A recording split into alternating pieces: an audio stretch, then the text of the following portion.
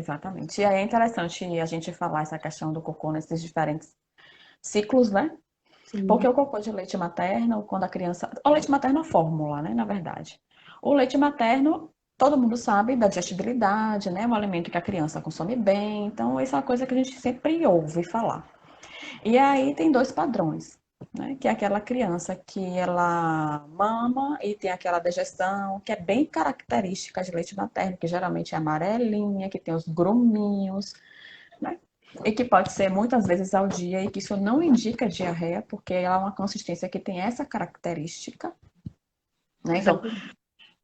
Liz vai falar o que é, na verdade, diarreia daqui a pouco, e a gente vai entender o que é a diarreia. Mas no padrão de amamentação exclusivo, isso não caracteriza diarreia, porque é o cocô de leite materno.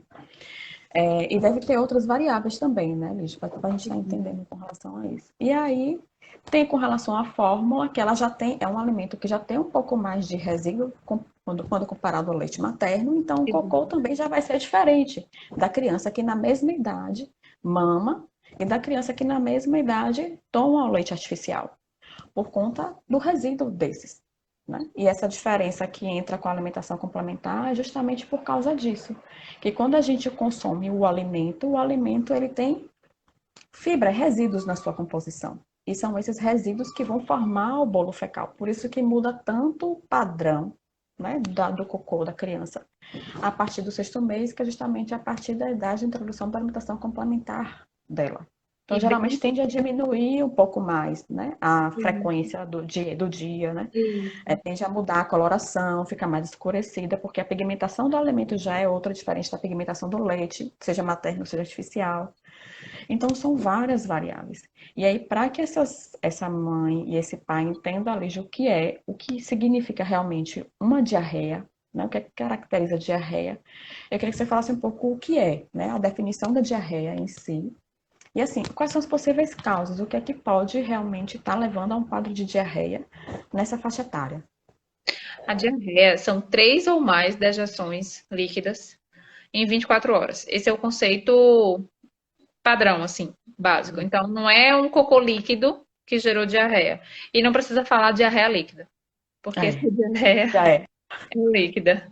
Mas só porque a gente tem, às vezes, até profissional de saúde, a gente fala mesmo, ele fez 3 diarreias líquidas, diarreia líquida.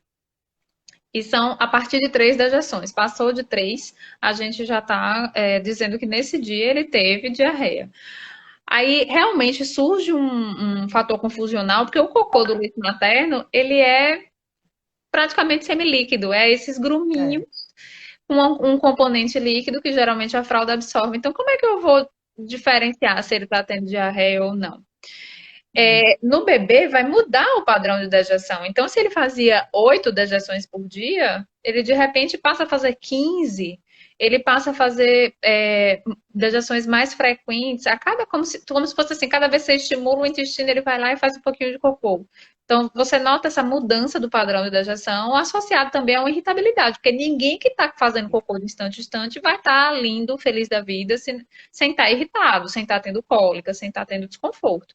Então, você vai ter uma piora, um aumento dessa frequência de dejeção, quando a gente está falando do bebezinho, junto com uma irritabilidade, uma inapetência, uma mudança do padrão mesmo de comportamento da criança, que vai sinalizar para a gente que a gente está diante de um quadro de uma diarreia. E aí, geralmente, essa diarreia tem causa infecciosa. A principal causa de diarreia na infância são as infecções, e aí, disparadas, seriam as infecções intestinais de etiologia viral mesmo, vírus. Os vírus, quando, mesmo que seja um vírus respiratório, por exemplo, eles podem dar diarreia, altera o hábito intestinal. E aí a gente tem que estar atento sempre a isso, a essa principal causa. Também pode ter infecção intestinal de etiologia bacteriana, né? Contaminação, ingestão de alimento que não estava bem acondicionado, mas aí a gente tem outras coisas para pensar em etiologia bacteriana. Tem febre, tem prostração, tem outras coisas. Mas em geral são os vírus que acometem nossos pequenos mesmo os bebês.